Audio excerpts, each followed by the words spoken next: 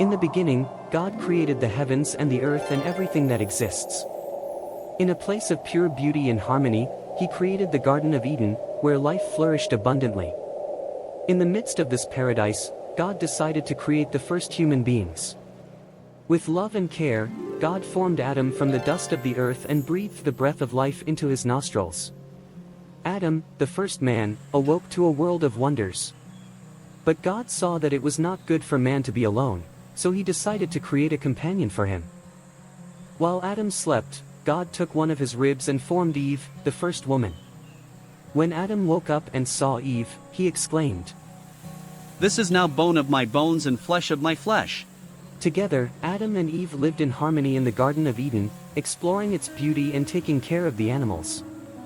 In the center of the garden, there was a special tree, the tree of the knowledge of good and evil. God warned Adam and Eve not to eat its fruit, for it would bring consequences. They promised to obey, but human curiosity is strong. One day, as Eve walked through the garden, a cunning serpent approached her. The serpent, with a soft and persuasive voice, said, "Did God really say you must not eat from any tree in the garden?" Eve replied, "We may eat the fruit of the trees in the garden, but about the fruit of the tree in the middle of the garden, God said, 'You shall not eat it, nor touch it, lest you die.'" The serpent, with a sly smile, replied, "You will not certainly die.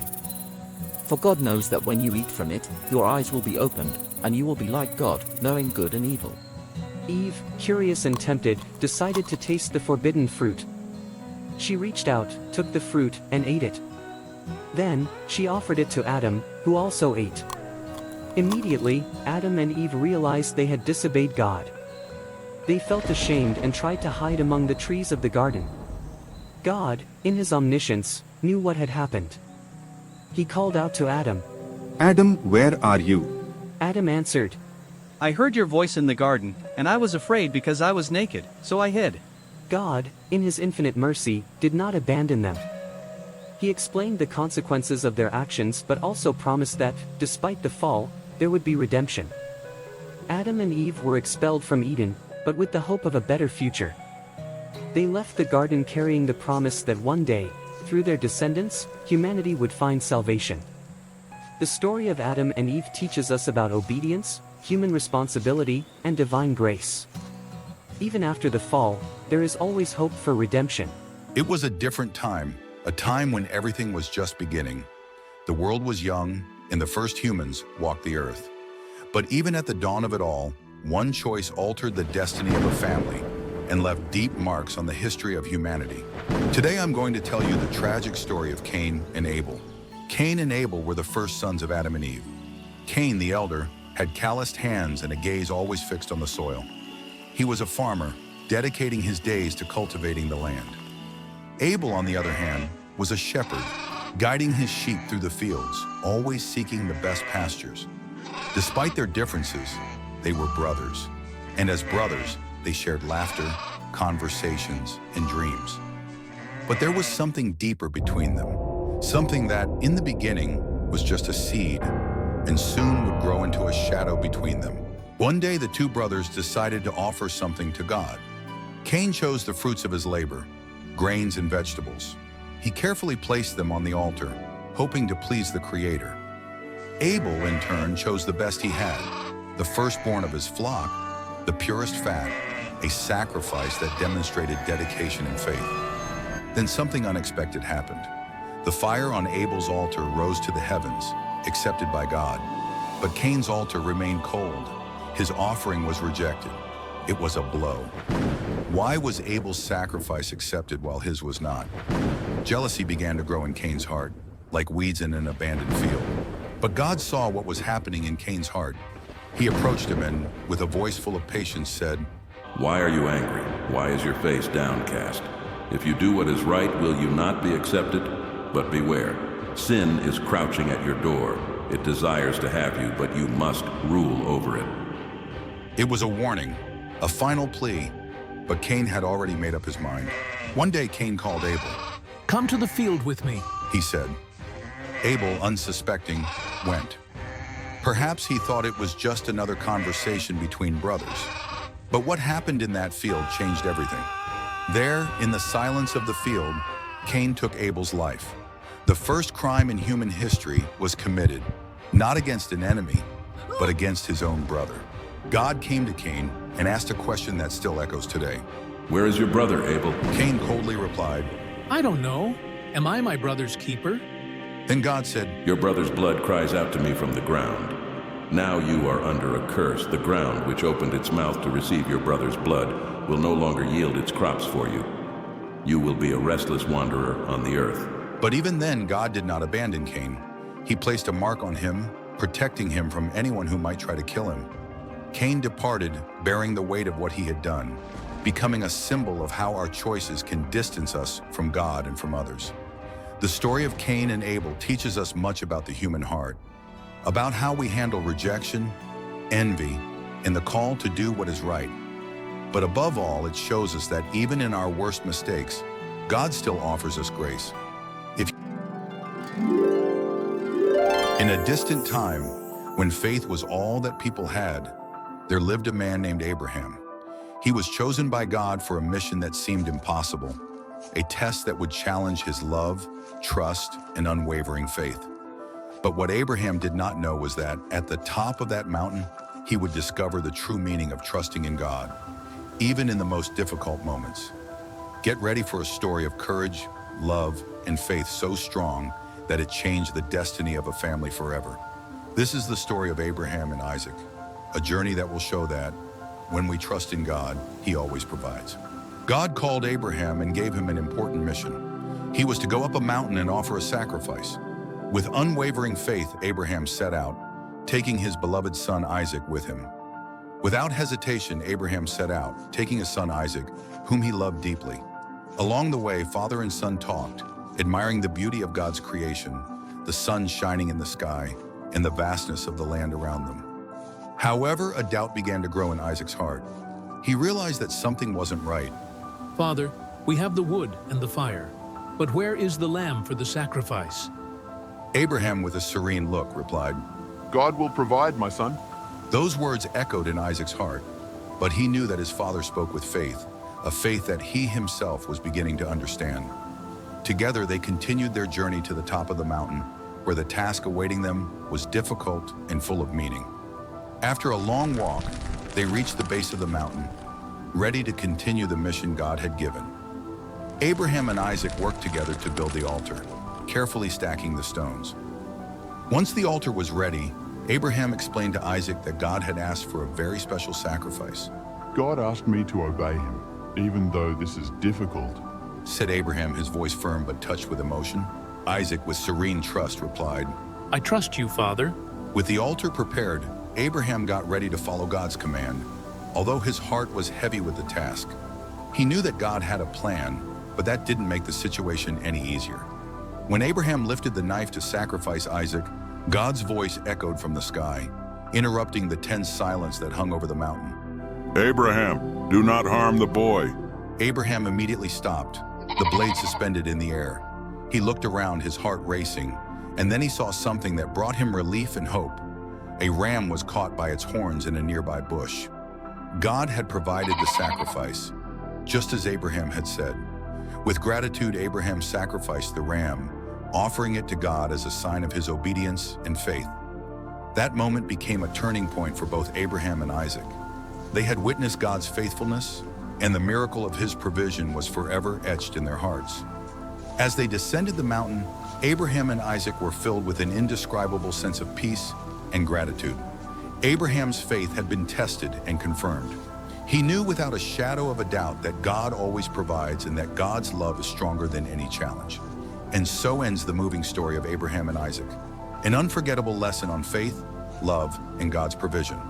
In the land of Israel, there lived Jonah, a simple man chosen for a special mission. Jonah was known for his faith, but what was about to happen would challenge not only his courage, but also his trust in God. Suddenly, a golden light descended from the sky and enveloped Jonah. He looked around, surprised and intrigued, until he heard a powerful yet kind voice echo in his mind. Jonah, arise and go to the great city of Nineveh. Proclaim against it, for its wickedness has come up before me. Jonah clearly heard God's call, but instead of obeying, he felt fear. Going to Nineveh was dangerous. The city was infamous for its cruelty. He decided to run, to flee as far away as possible. Without a second thought, Jonah set out for Tarshish, a distant city in the opposite direction of Nineveh. He believed he could escape God's presence, but Jonah would soon discover that no one can escape the gaze of God. While Jonah was asleep in the hold of the ship, a fierce storm struck the sea. The sailors, terrified, cried out to their gods, but nothing calmed the raging waves. They found Jonah sleeping and woke him up. Get up, call on your God. Perhaps he will save us. Jonah knew the storm was no ordinary one. He realized God was trying to get his attention. It's me. I am fleeing from the God who made the heavens and the sea. If you want to save your lives, throw me into the sea. Frightened and hesitant, the sailors obeyed Jonah's request. As soon as he was cast into the sea, the storm ceased and the ocean became calm. But God, in his mercy, did not abandon Jonah. He sent a great fish to save him. In the belly of the fish, Jonah remained for 3 days and 3 nights. He reflected on his disobedience and prayed sincerely to God. Lord, in my distress I called to you and you heard me. Save me and I will fulfill your will. God heard Jonah's prayer and decided to give him a second chance. The great fish delivered Jonah back to dry land. Exhausted but determined, Jonah resolved to obey God's call. Jonah proclaimed God's message. In 40 days, Nineveh will be destroyed. The news spread quickly, and something incredible happened. The entire city, from the greatest to the least, repented. They cried out for God's mercy, and he forgave them. Although Jonah obeyed, he still did not fully understand the extent of God's mercy. He became frustrated upon seeing that God spared Nineveh. God spoke to Jonah.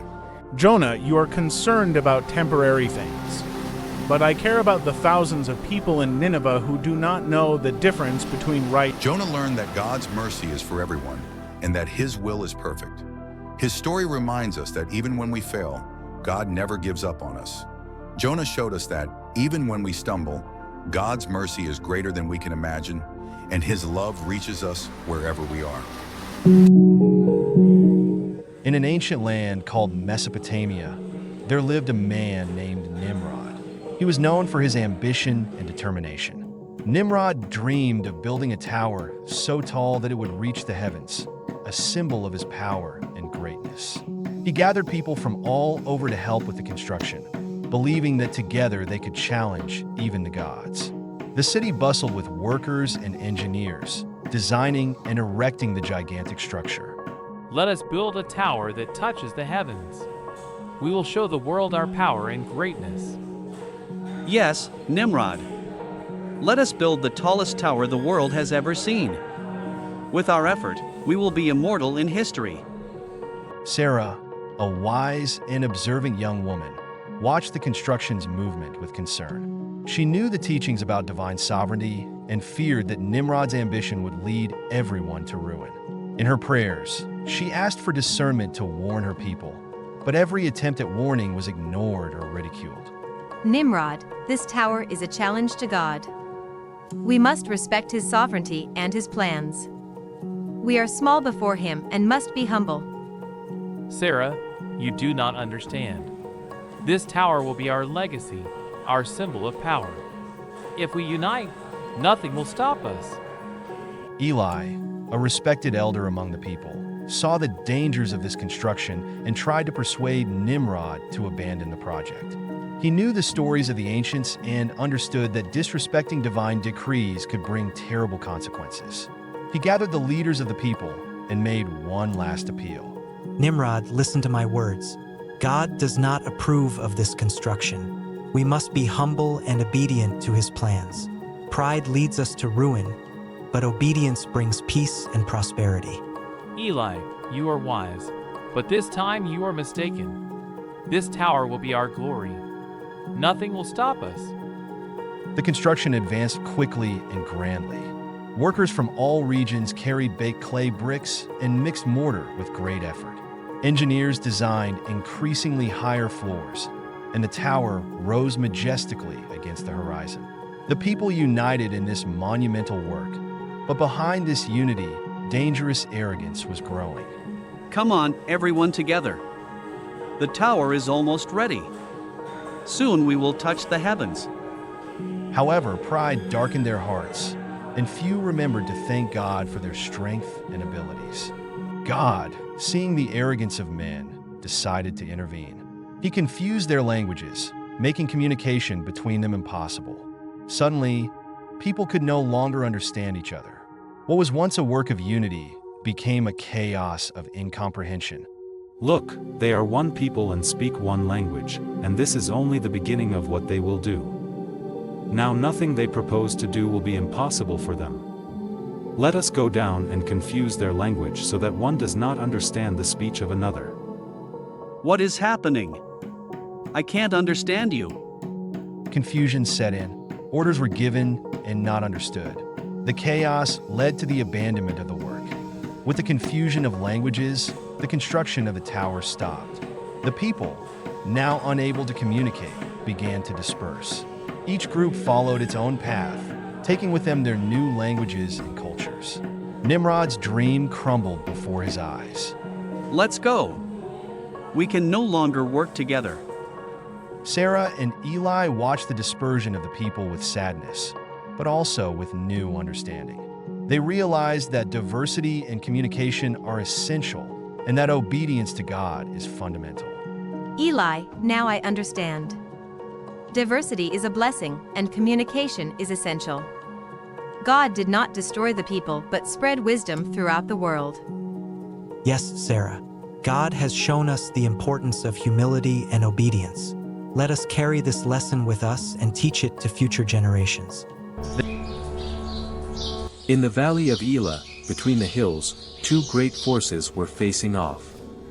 On one side was the army of Israel, led by Saul, and on the other, the army of the Philistines, with a feared giant at the forefront. This was no ordinary conflict. Something much more extraordinary was about to happen. In the middle of the battlefield, a giant warrior named Goliath challenged the Israelites to send a man to fight him, which put the nation in great distress. Goliath was a giant about 3 meters tall. Every time he challenged Israel, his shout echoed across the battlefield. Choose a man to fight me. His massive presence and the strength he displayed terrified the Israelite soldiers. Every day, for 40 days, Goliath approached the Israelite army, mocking them and issuing his challenge. Fear gripped the hearts of the Israelites, and no soldier dared to face him. Meanwhile, far from the front lines, there was a young man named David. He wasn't a warrior, but a simple shepherd, responsible for tending his father Jesse's flock. David was a young man full of faith and trust in God, and his feats as a shepherd were full of courage. He spent his days caring for his sheep but always believed that God was with him in every task, big or small. One day, while in the field with his sheep, David noticed a lion approaching, threatening the flock. Without hesitation, he confronted the beast with the strength that God gave him. Not only did David defeat the lion, but he also saved the sheep that was in danger, trusting in God to give him victory. On another occasion, a bear tried to attack his sheep. Again, David, with courage and faith, confronted the animal, defeating it in the same way, and once again recognizing that his strength came from God, not himself. These experiences with wild animals were essential in preparing David for what was to come. He knew that with God by his side, no enemy was too great to be defeated. He had full confidence that the same God who gave him victory over the lion and the bear would help him defeat any enemy. One day, David was sent by his father to deliver food to his brothers, who were fighting in the Israelite army against the Philistines. When he arrived at the battlefield, David heard Goliath's challenge. He was deeply outraged. How dare someone challenge the army of the living God? David didn't understand why none of Israel's soldiers had volunteered to face the giant. He then presented himself to King Saul, offering to fight Goliath. King Saul, surprised by David's courage, tried to discourage him. You're just a young man, and Goliath is an experienced warrior. How could you possibly face him? David firmly replied. When I was taking care of my father's sheep, a lion and a bear came and took a lamb, but I pursued them, attacked them, and defeated them. The Lord who delivered me from the lion and the bear will deliver me from the hands of this Philistine too." Saul then agreed but offered his own armor to David. However, David tried on Saul's armor and quickly realized it was too heavy and uncomfortable for him. He knew that, to fight, he could not rely on armor but only on his faith in God. David decided to face Goliath with what he knew best, his sling and 5 smooth stones he picked up from the stream. With his sling in hand and his eyes firmly on God, David descended into the valley to face the giant. Goliath, upon seeing the young shepherd approach, laughed at David and insulted him, saying he was being sent as a joke. But David, without hesitation, responded with confidence and faith. "You come against me with sword, spear, and shield, but I come against you in the name of the Lord of hosts, the God of the battles of Israel, whom you have defied."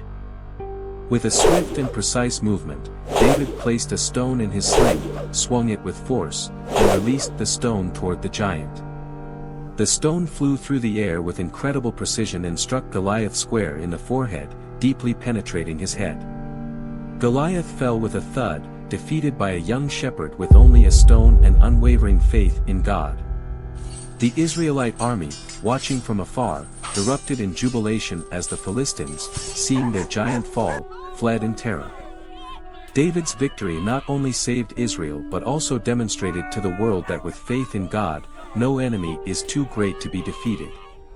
The story of David and Goliath is a powerful reminder that, no matter the size or strength of the challenge before us, with God by our side, we can face any adversity. David teaches us that when we place our trust in God, even the impossible can become possible. May we, like David, trust fully in God in our own challenges, remembering that He is greater than any giant we may face in our lives.